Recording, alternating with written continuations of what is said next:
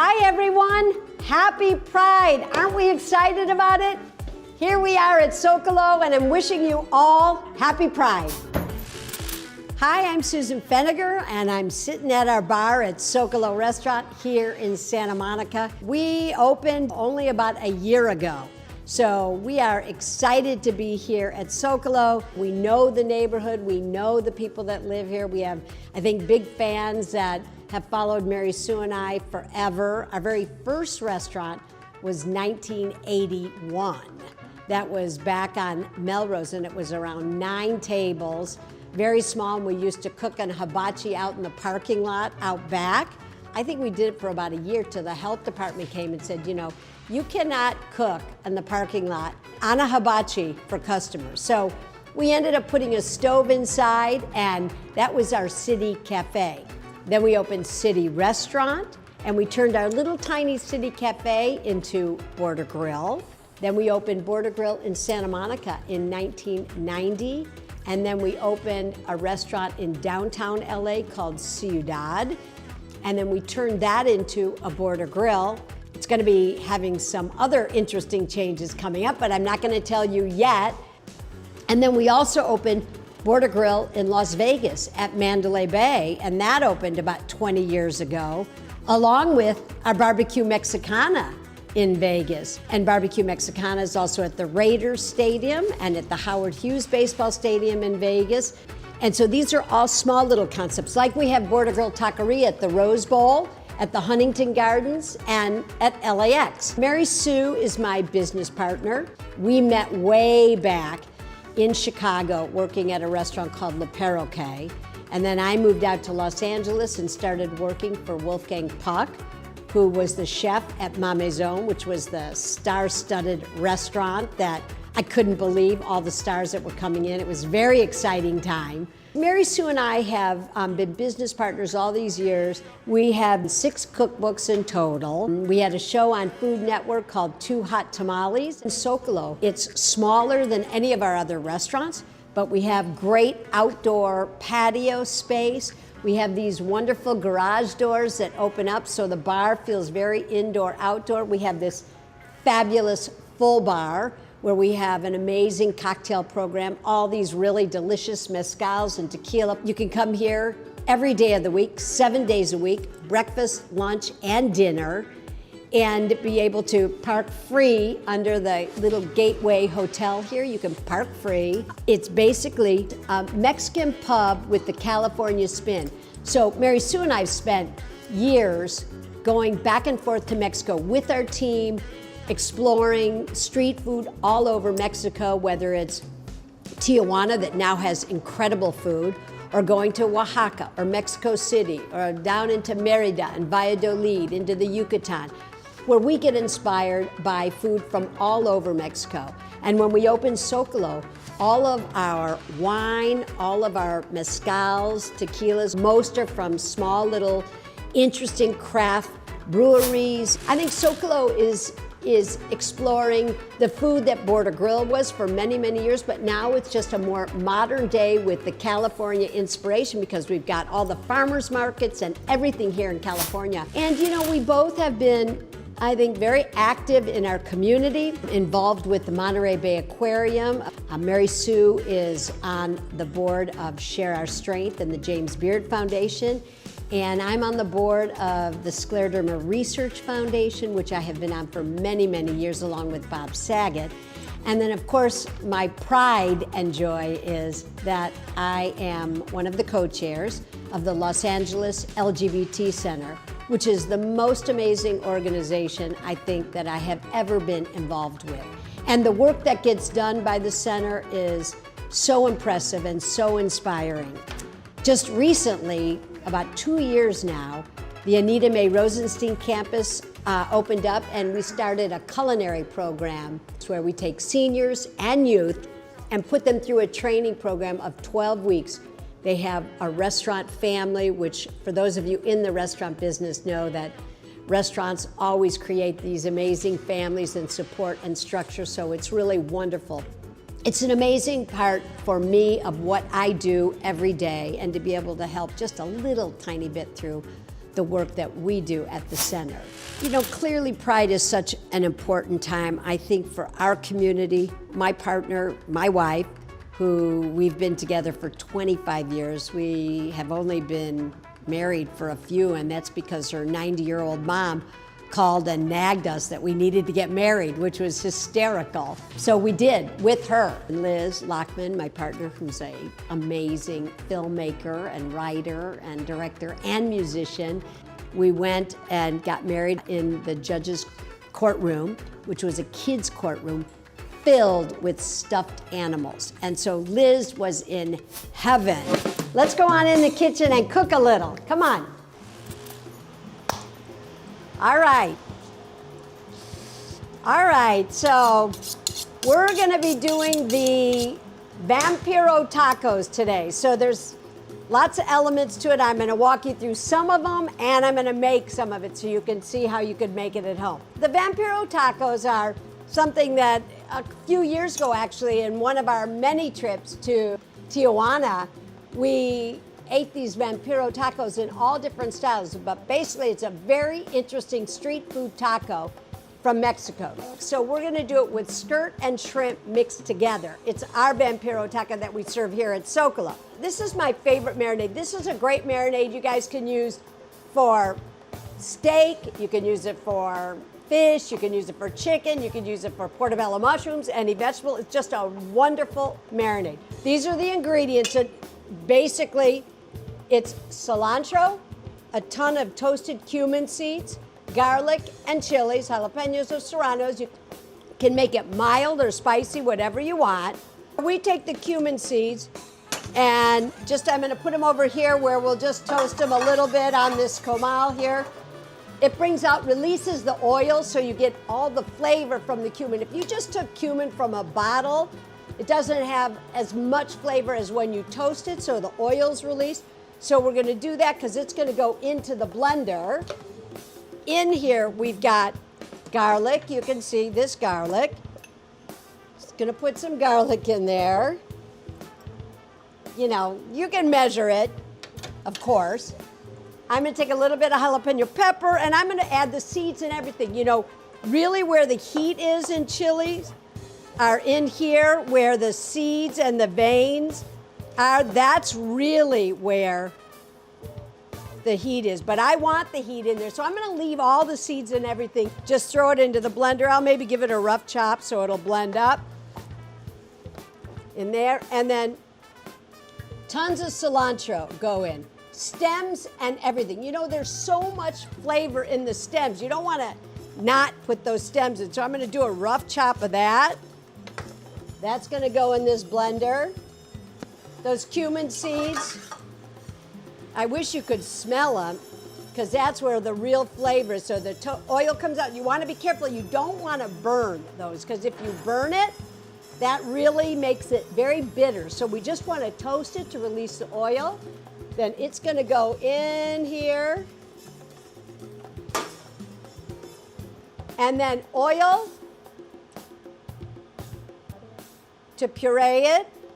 And I like to I've got a bunch of fresh lime that I squeezed and or lemon. And then we're just gonna puree this whole thing. And then we'll add salt in there too.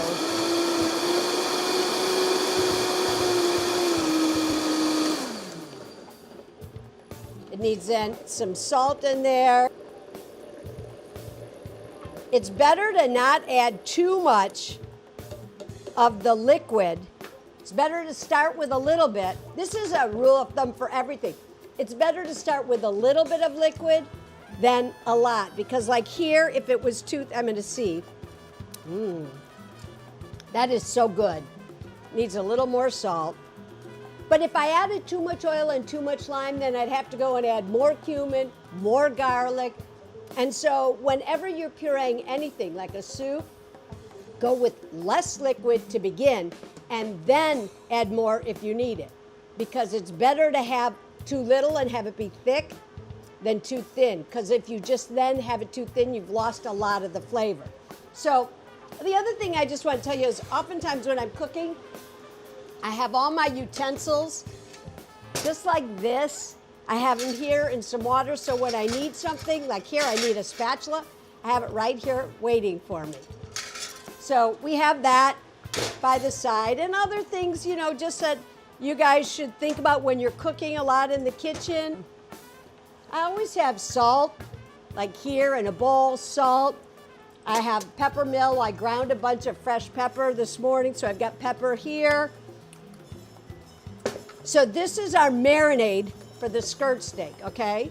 Now, like I said, if you wanted to do these and you wanted to just do it with chicken or shrimp or whatever,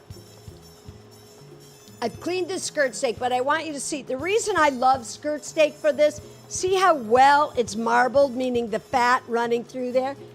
We used to use skirt steak. We used to use all cheap cuts of meat and then use that. Whatever people weren't using much of, we were drawn to. So skirt steak was never being used. Now skirt steak is crazy expensive, but it's a great cut of meat. It's very tender. I like it way more than flank. So I'm gonna take this skirt steak and I'm gonna put it in our marinade here. Sometimes what we do is then take this smoked paprika, which is very strong, put it into our marinade. So for example, into this marinade, you add a bunch of smoked paprika and you get a marinade that looks like this, which is a paste. Just like this, but it's got a very smoky flavor. You could do that as a variation on this cilantro cumin marinade. So either one of these are really delicious. I want you to see, this is thick. This is how I want it. I want it to be really thick like this. You could grill this right now, or we could grill it in, you know, overnight. You could let it sit overnight. That's one of the reasons you don't want to add too much lime into there. If you add too much lime into any marinade, it starts to break down the protein. So for example, if this were to sit for 3 days or something, the skirt steak would be fine, but it would start to actually cook because of the lime, the acid or lemon that you add into it. So any marinade that has vinegar or lime or lemon or anything like that will start to actually cook it. It would cook the fish too. So guacamole is like one of my favorite things ever to make. We live in California here, Los Angeles.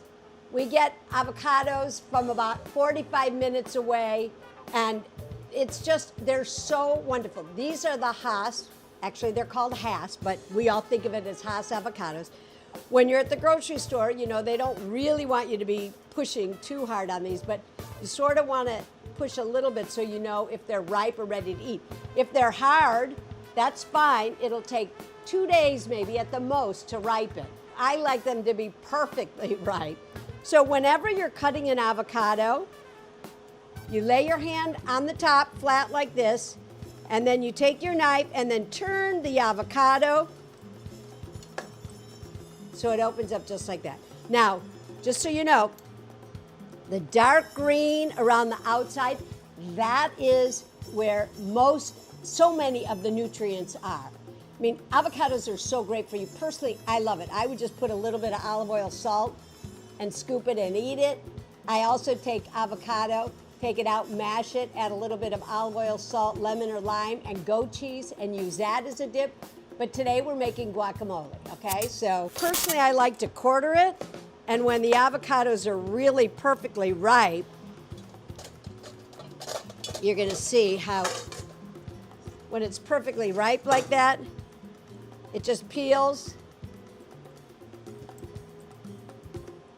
like that. I mean, these are perfect, but you know, we're spoiled living here in California. So we've got it just like that. Then, what you do is we use red onion. We never use tomato in our guacamole. You can do a salsa on the side. You can do diced tomatoes, and at the very end, right when you're about to eat it, put the salsa fresca, which is onions, tomatoes, cilantro, chili chopped up.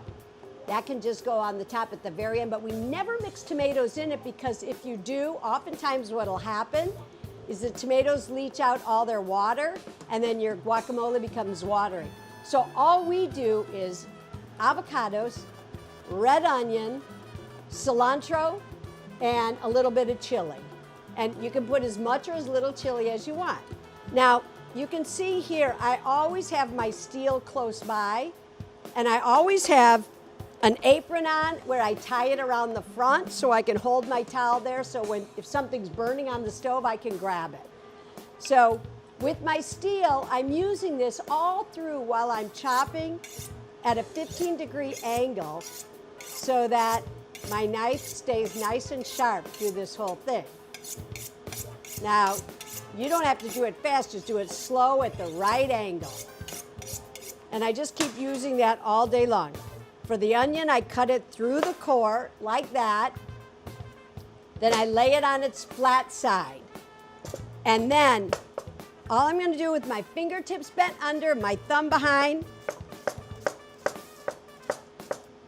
I don't want to over chop the onion because onions have more sugar than almost any other vegetable. And the more you chop it, the more you bruise it, the water comes out and it starts to oxidize almost immediately. So when I'm doing something raw like this, I want to make sure that I don't over chop and that I don't use old onions. I want it to be freshly chopped, okay? Freshly chopped.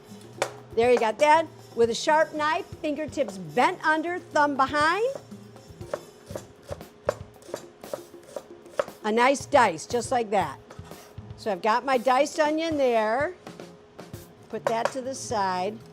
You could take a whip like this and mash it. So just gonna mash it so it stays a little bit rough there. And then I'm gonna add in my chopped onion.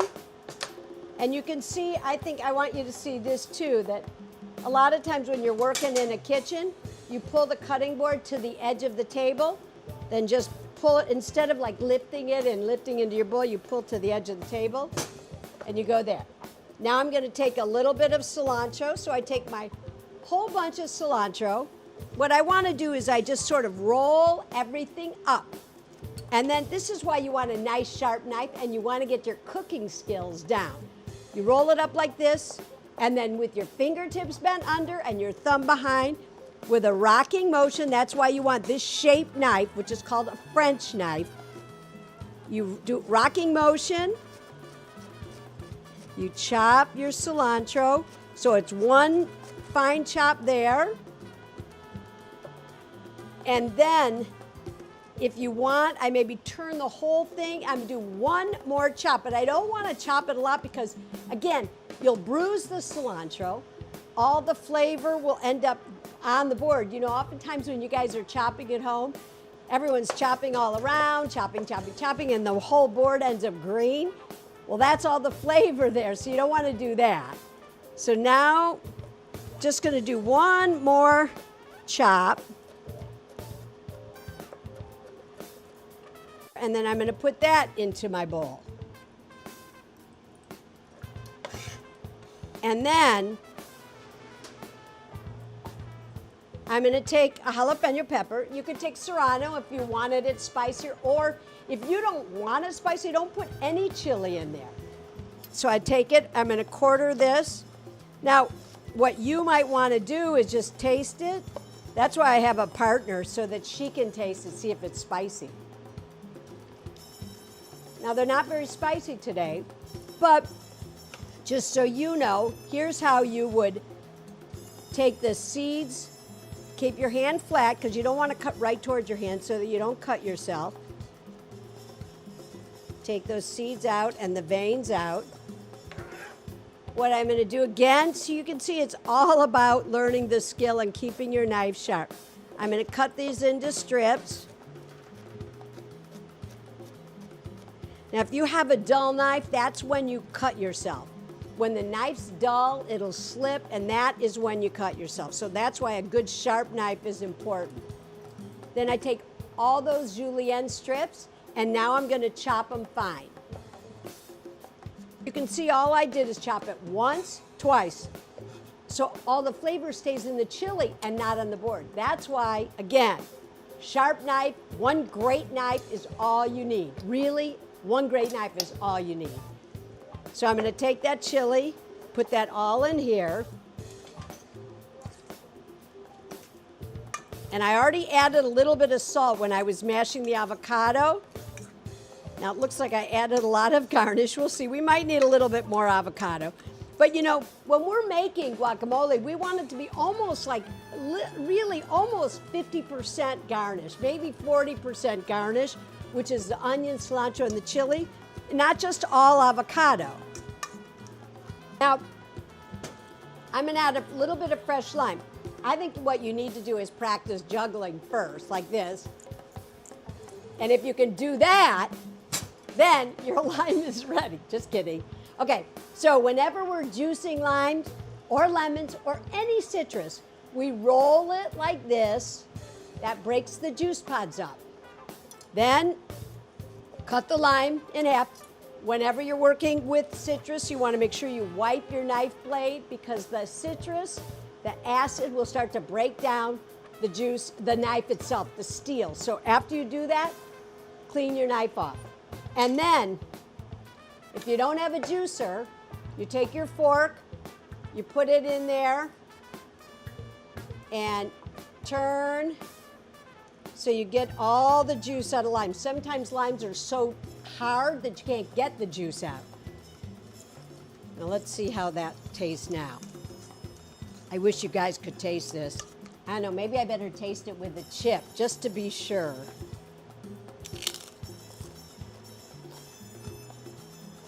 I wish I had a margarita.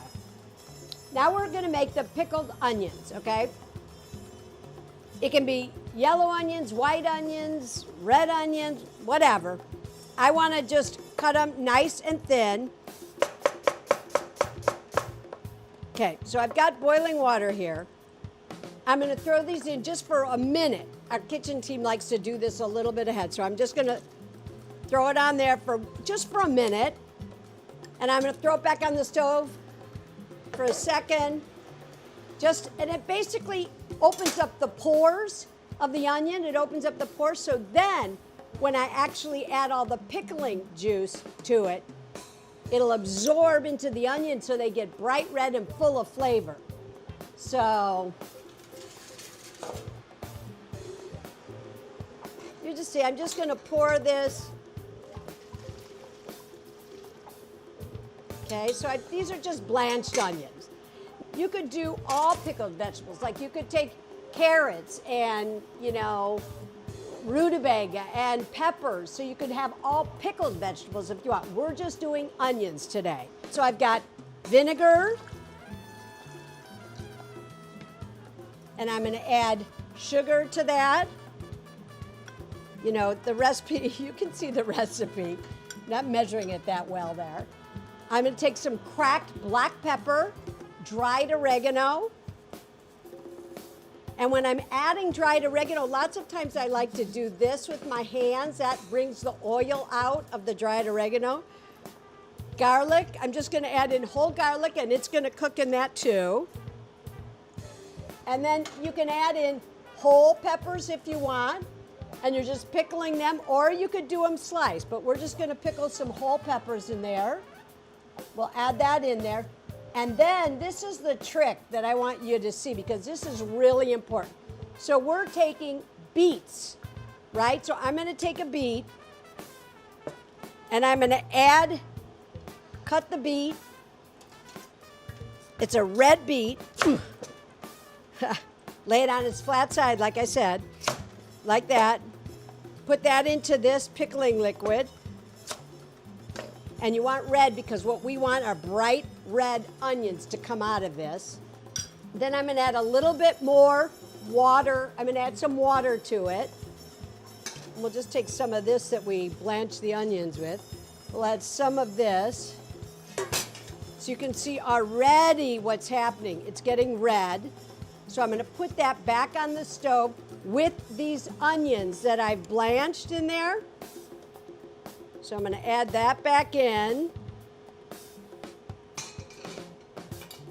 And then I'm gonna put that back on the stove and just bring that to a boil.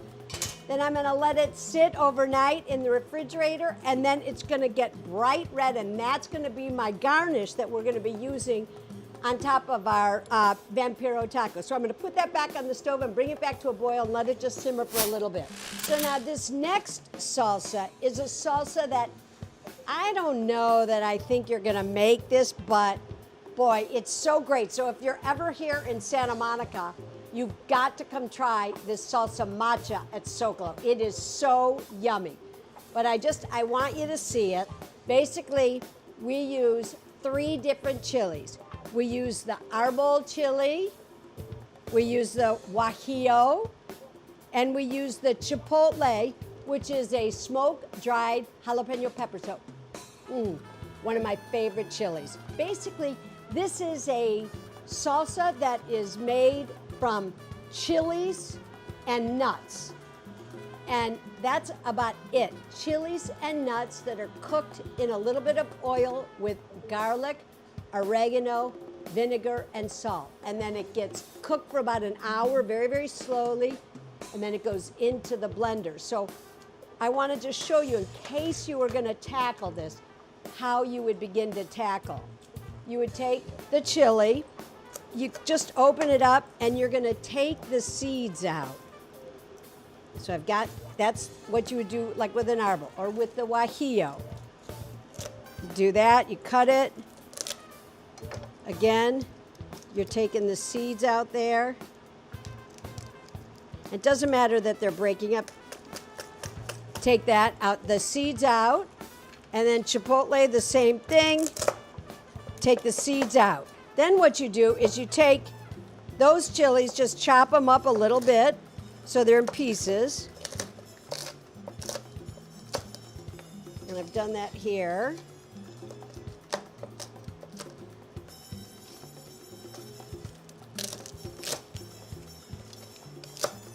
And then take a pot, and into that pot we're going to take oil, put the oil in there, and then we're taking almonds, drop those in here, pumpkin seeds, drop those in there, sesame seeds, and garlic. All that goes in here. I'm going to put this on the stove and let it start to cook a little bit. Not brown, but just barely beginning to get golden brown.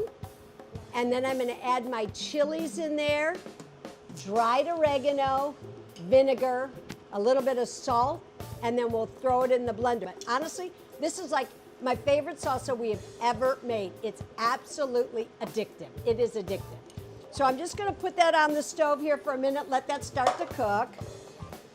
And then I want to show you what's happened here. So you can see our pickled onions. That's only been about 5 minutes there. As this sits overnight, these chilies will become bright red. Just going to put it to the side there, let it sit.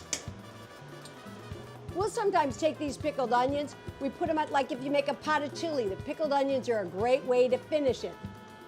Last but not least, before we start to put it together, are the cheeses that we use. Now, again, not critical, but I do want you to see what cheeses we use at Border Grill and at Socalo when we're making quesadillas, or if we're making the Vampiro tacos, or even like chili rellenos.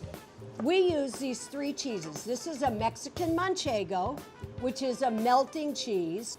We also use a fresh cheese, which is a queso fresco, which is this cheese, which is more like a farmer's cheese. You can see it's I love to eat.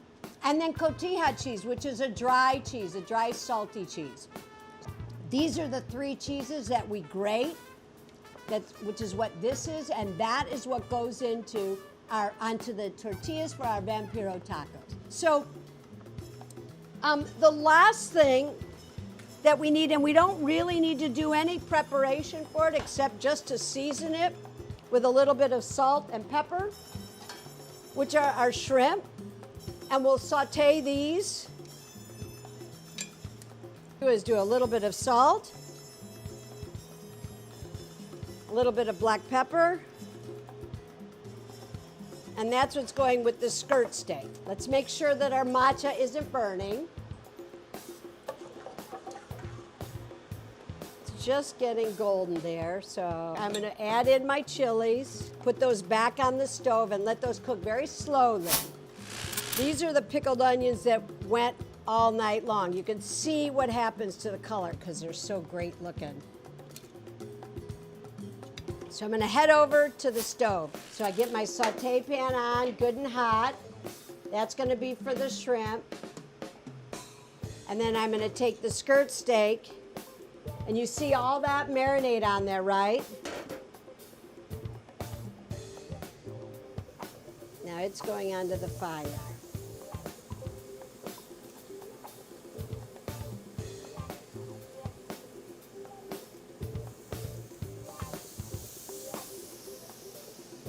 Saute pan. Get that good and hot. And I always want to check to make sure if my pan's hot enough. If you hear that sizzle,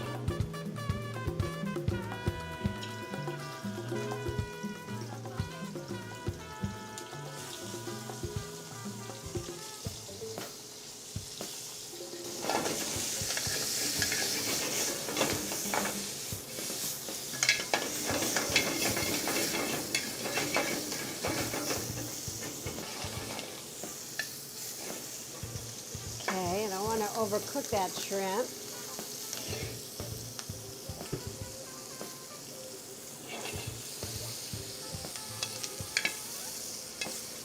Put the shrimp in there.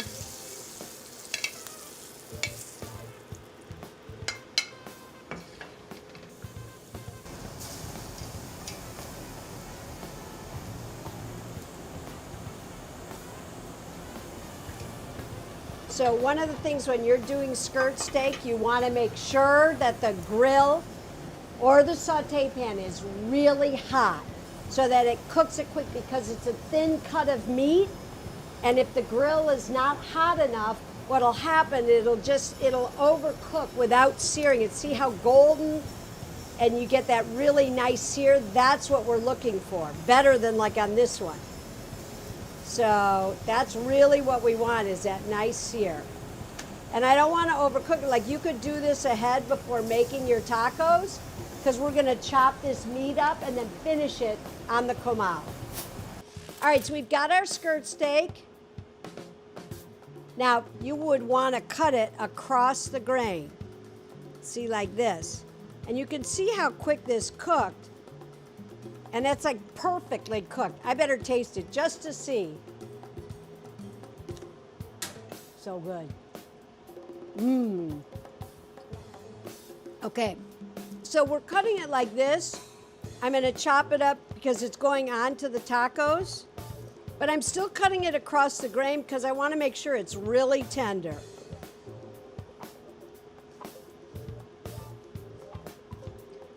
So there, I've got my skirt steak there.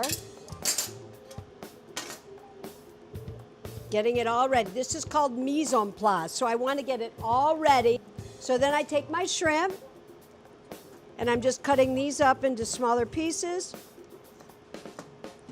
So now we've got our shrimp ready to go. So we're going to start with the blue corn tortillas. And we're taking our cheese mix that we showed you earlier, the manchego panela and the cotija, the fresca. Okay, you ready to join me at the stove? Let's put it together. Now what I'm doing is taking my tortillas, first I'm just gonna put them on here. Just the same way we talked about heating up the cumin seeds, heating up the chilies, it brings the oil out. Even in the tortillas, you start to bring the flavor out here. Okay, so I'm just turning that, and now what I'm gonna do is take these tortillas, I'm gonna add a little bit of oil here.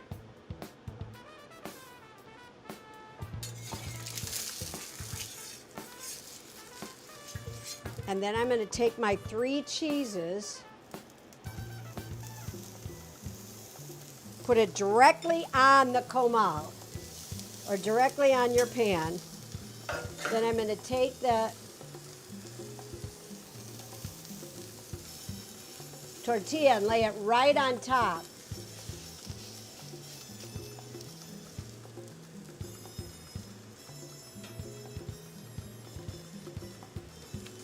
So it's directly on your cast iron skillet or even your non-stick skillet. You lay the cheese there, and then you can see what we're doing. Just take my spatula and flip it over. Look at that. Is that amazing, right? Amazing. Not that I'm amazing, but this is an amazing dish.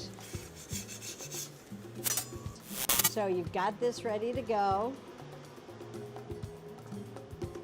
Right? I'm going to take a little bit of skirt steak. And you know, if you didn't want to have shrimp or you didn't want to have skirt steak, you could do these vegetarian. We do them a lot of times. We'll do them with mushrooms sauteed, poblano peppers, a little bit of corn, saute those, put it right on here. Same thing, and it's vegetarian. Now we do this, so this is sort of our surf and turf. That. Now we take our salsa matcha. And I like to get oil and chili on there. And it's spicy. I mean, not spicy for me, but some people find it spicy. The matcha. Take a little bit of our guacamole.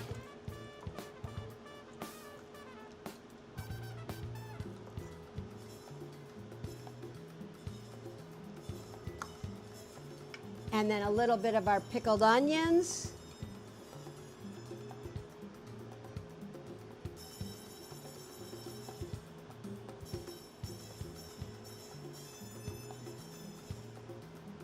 And what do you think? I know, these look so delicious. I just want to eat one right now. Here's our Vampiro tacos that we serve here at Socalo Restaurant.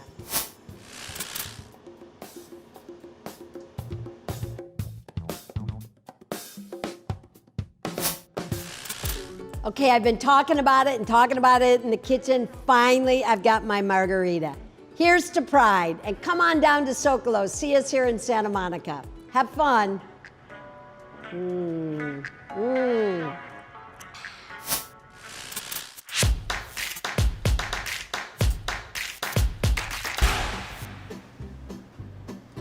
Hi, bonjour, and bienvenue. Here we are at Violet, Los Angeles. We are a French bistro, a cooking school, and a shop in the middle of Westwood Village, California. We are in a historic neighborhood that I actually grew up in. I'm a local girl, and I used to come to Westwood when I was a kid. I felt very connected to this neighborhood, and I was having coffee down the street one day, and I walked by this building that was falling apart, and I fell in love. We did a full renovation, and we brought it back to life. And now it's where we serve breakfast, brunch, lunch, and dinner. And we also do cooking classes, and we have a little wine shop and a bakery. I've always wanted to have a place where people could come and gather and feel at home and feel like they belong. Ever since my parents broke up when I was a teenager, I wanted to find a way to bring people together.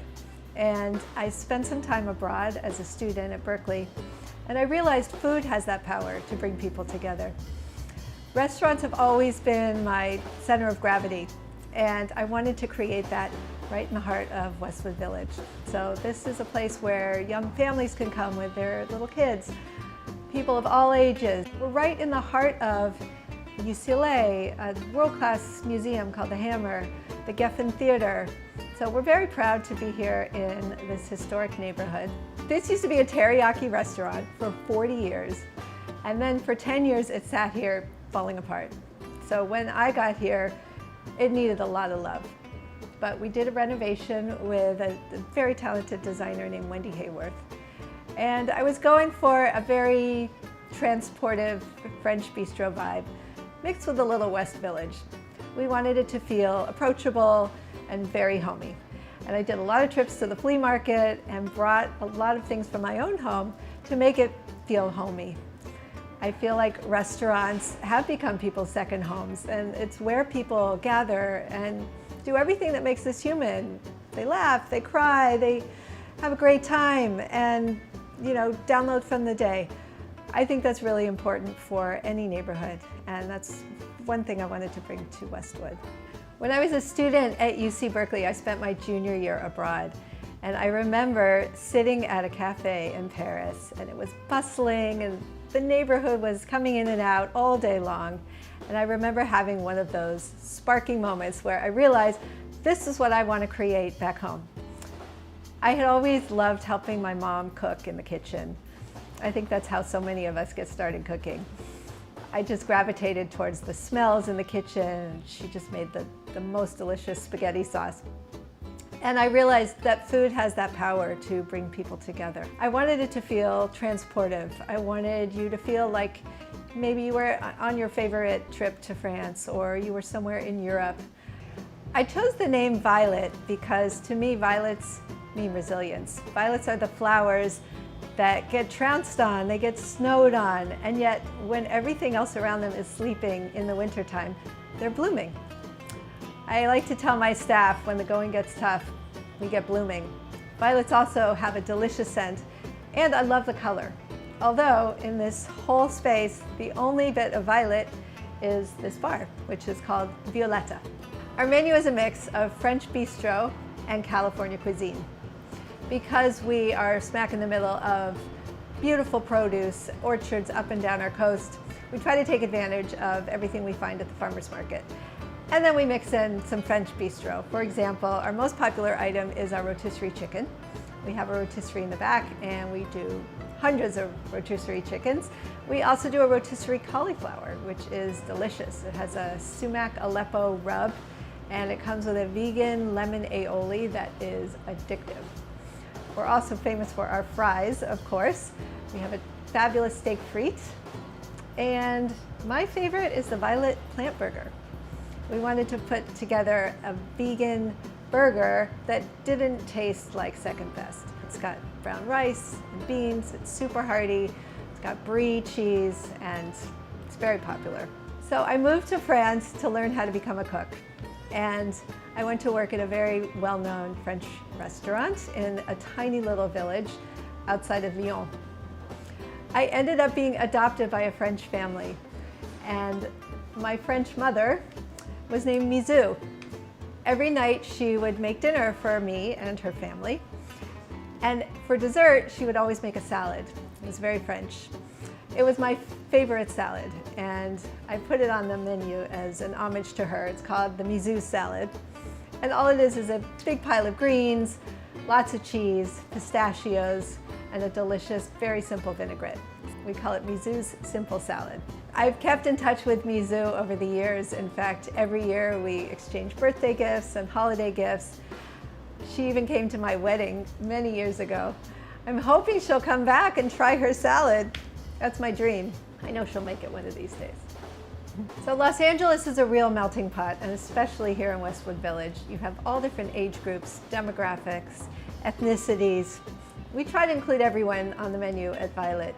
So in addition to having French ingredients like brie and butter, of course, we include all kinds of Asian ingredients, Middle Eastern spices. We have a Thai fried chicken sandwich that's delicious. And the menu rotates seasonally. Our wine list is very accessible, affordable. I didn't want it to be an intimidating list. So it's all bottles from California and France. I love every one on there. And we also have a fabulous cocktail list. I'm so excited to show you one of our most popular cocktails called the Violet Spritz. So come on, I'm going to show you how it's done. I'm so excited to show you my favorite drink, which is the Violet Spritz. Our bar director, Meredith Heyman, came up with it. I wanted a good champagne cocktail. That's my drink of choice. And we wanted something purple. So it starts with butterfly pea flowers, which are actually blue. We make a tea out of them that's blue, and then when you hit it with lime, it turns purple. Just gonna put some ice in a couple glasses. So this is butterfly pea flower tea mixed with a little lillet and some elderflower liqueur. It's got just enough alcohol to be dangerous. Some champagne. This is rosé.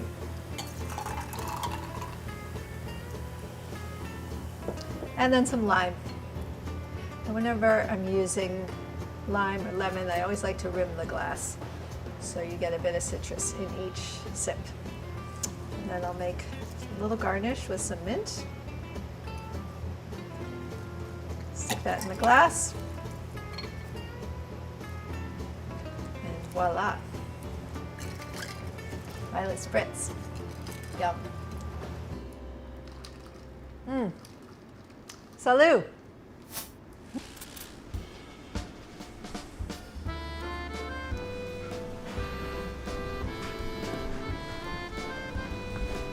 You can even have dinner upstairs. It's very romantic.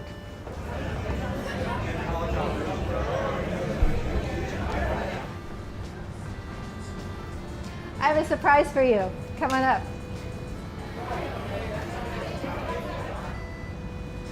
This is Violet Cooking School. Hey, James. Hi, Tina. This is our cooking school where we teach dozens of classes every week. I'm a chef myself, and I always wanted to teach people how to make everything on our menu. Whether you want to be a great home cook or you want to be a professional, this is where we teach you everything you need to know.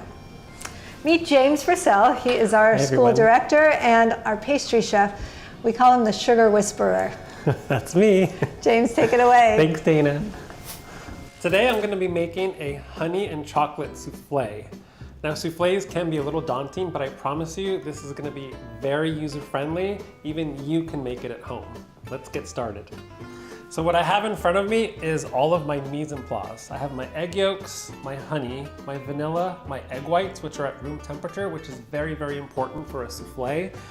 I have some softened butter, granulated sugar, and then I have my 4 ramekins that I'm gonna prepare. Let me show you how to prepare your ramekins. I have my pastry brush, silicone, dipping it into some softened butter. What I'm gonna do is I'm just gonna rub the butter throughout the interior of my souffle cup. Now, it's important the direction at which you're applying the butter in your ramekin. Okay, notice I'm actually getting it started by rubbing all of that softened butter on the interior, but I'm gonna finish it by doing upward brush strokes. Now you wonder why. The reason for that is the brush strokes of the butter are going up. So that's gonna help the souffle go in that same direction. It's gonna go straight up, right? And that's what we want out of a souffle. So I've already gone ahead and done all 4 of my ramekins. I have some granulated sugar here. About half a cup. I'm gonna fill my ramekin up as much as possible. I have a buttered ramekin off to the side. So what I'm doing is I'm rotating my souffle cups. And as I'm rotating, I'm coating the inside of the ramekin with that granulated sugar. So I'm turning. As I'm turning, that sugar's falling out, tapping off the excess. Now what the granulated sugar does is it acts like little appendages, right? So the souffle wants to climb up the side of the ramekin, and that's what the granulated sugar is going to help you do. Okay, finish that last one, tapping out the excess. And just like I did with the other 3, I'll go ahead and twist and turn and empty out the rest of that granulated sugar in my bowl. And then this way, this sugar's still clean and I can use it for other applications like cookies, meringues, anything sweet. All right, these are ready to go. I have my oven preheated to 350 degrees. I have some bittersweet chocolate here that's been melted. I prefer a 64%, just primarily because I like that bitterness with the honey. My melted chocolate, I'm gonna add my wildflower honey. Scrape out all of that honey. Get it all out. Mix that in. Okay.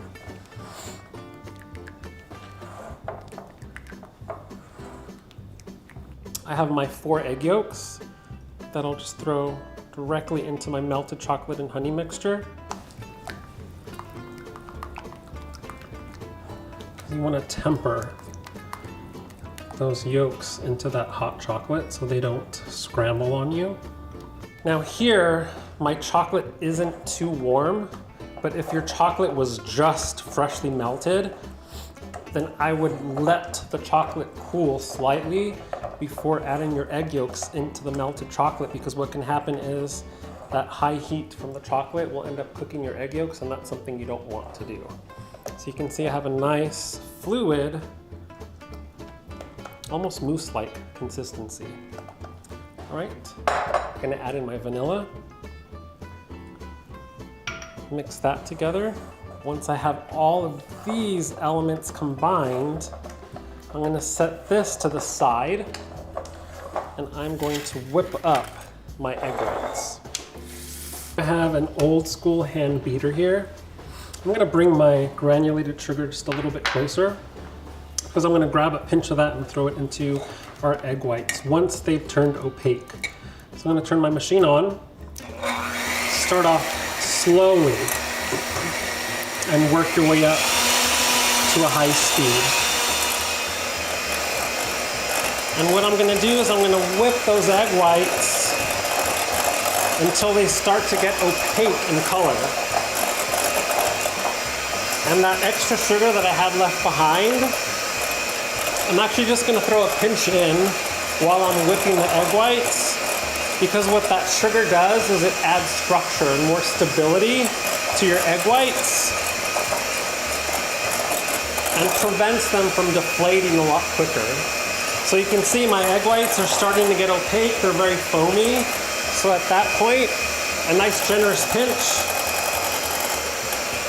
directly into the egg whites. And we're just gonna keep mixing.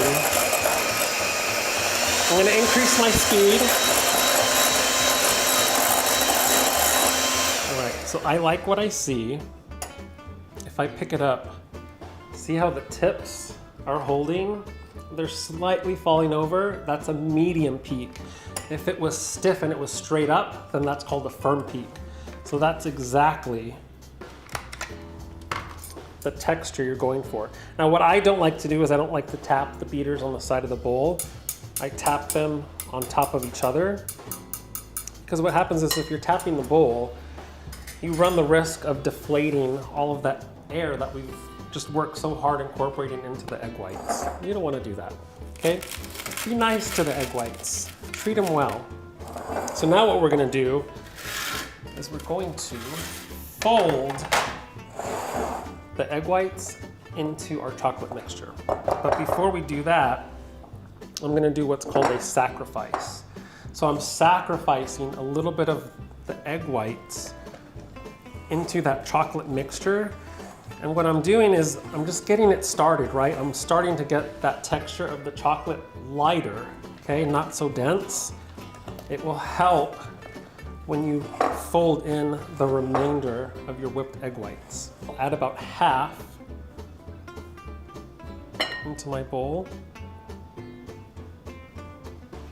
Now when you're folding, you're gonna cut through the center of the mixture, turn the bowl, and you're folding the chocolate mixture up. So you're going up and over. And as I'm folding, I'm turning the bowl just like I did when I was whipping the egg whites.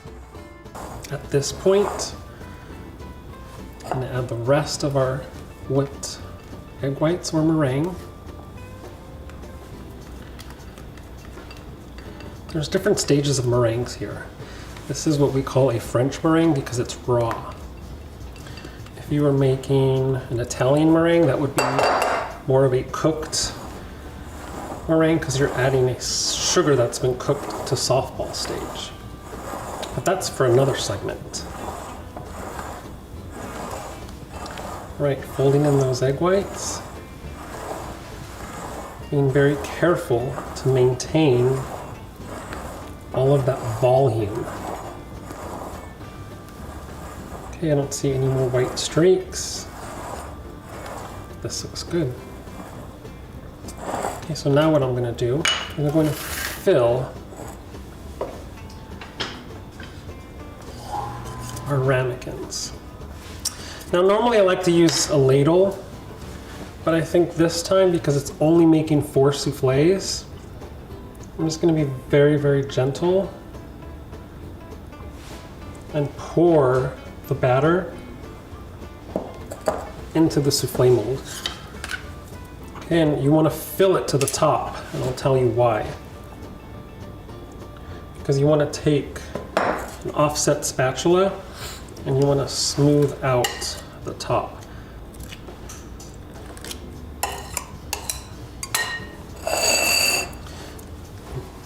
The last thing you want to do is you actually want to clean off the rim.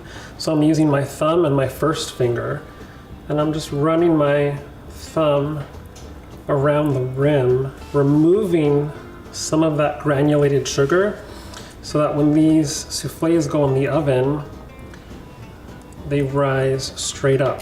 If you leave the sugar and the top of the ramekin as is, the sugar melts, caramelizes, and can actually prevent the souffle from rising evenly, because it'll just get stuck on one end, and this part will rise and that part will stay down, so you'll end up with a lopsided souffle, and that's something we don't want.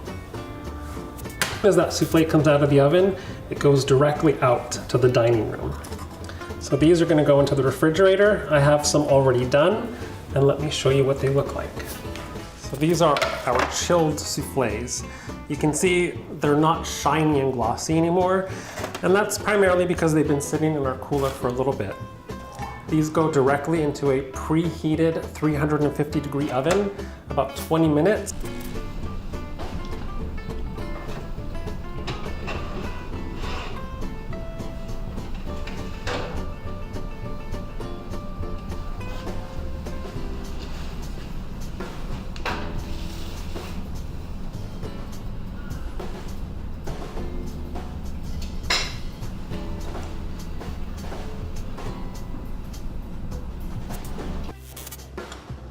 Here we go, my favorite part. You get to eat the souffle. Just be careful because it's really hot. God, look at that. It's like a ooey gooey lava cake brownie.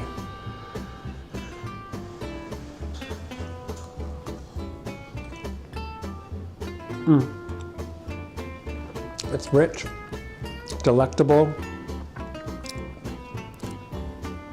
Chocoholic's dream. Excuse me, I'm gonna go enjoy this.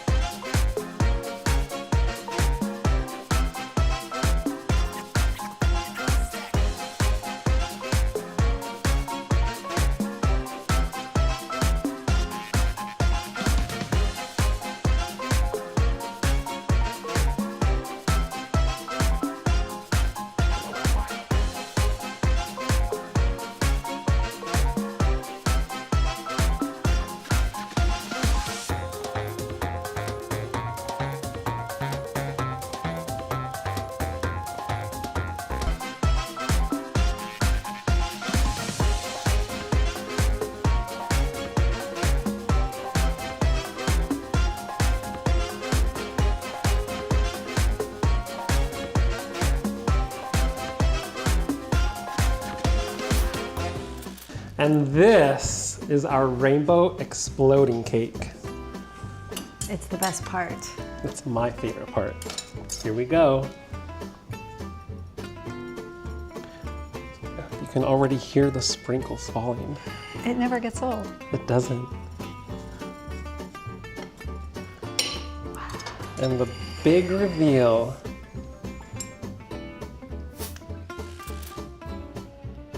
Here we go. Ta-da! Ta-da! Thanks, it's fabulous. Thank you so much for visiting us here at Violet LA. We can't wait to see you all soon. Bye everyone!